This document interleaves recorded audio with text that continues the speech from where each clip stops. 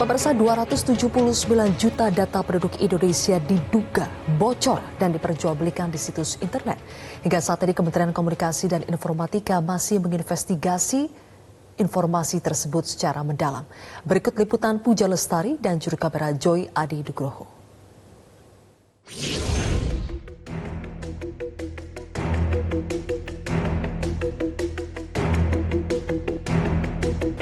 279 juta data penduduk Indonesia diduga bocor dan diperjualbelikan di situs forum di internet.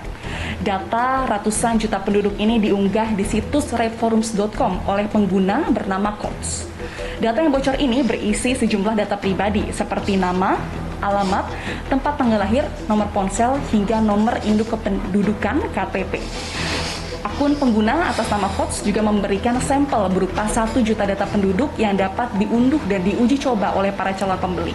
Saat ini saya akan mencoba untuk mengakses situs reforums.com dan ternyata setelah mengetik nama reforums.com di mesin pencari, kami masih dapat mengakses situs ini secara terbuka dan juga mudah.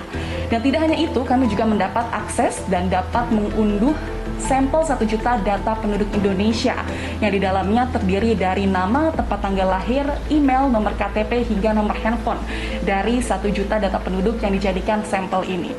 Setelah kasus ini mencuat ke media sosial, para pengguna media sosial bertanya, milik siapakah data ini dan dari mana data ini bisa bocor?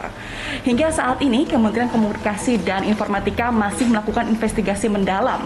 Meskipun sejumlah pengguna media sosial mengklaim bahwa data yang bocor ini merupakan milik BPJS Kesehatan, namun menurut Kominfo, hingga saat ini investigasi mendalam masih dilakukan untuk menemukan pelaku ataupun menemukan sumber dari bocornya data 279 juta penduduk ini.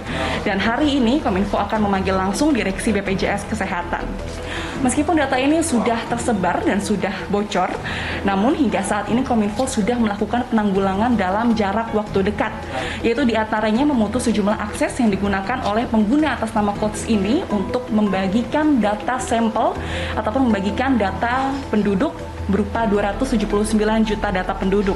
Di antaranya ialah situs seperti bayfiles.com, mega.m, dan juga anonfiles.com. Saat ini kami juga mengecek ketiga situs yang digunakan oleh Codes untuk membagikan data penduduk ini juga sudah diblokir dan tidak dapat diakses oleh pengguna internet. Dan hingga saat ini investigasi masih dilakukan oleh pihak Kominfo beserta kementerian dan juga lembaga terkait. Namun kasus kebocoran data ini berarti pemerintah wajib untuk memperketat keamanan sistem dan juga menguji sistem secara berkala kepada seluruh sistem lembaga pemerintahan. Selain memperkuat sistem, kasus kebocoran data ini juga berarti Indonesia masih membutuhkan edukasi digital yang merata dari lembaga pemerintah hingga penduduk. Dari Jakarta, Puja Lestari, Adi Nugroho, Metro TV.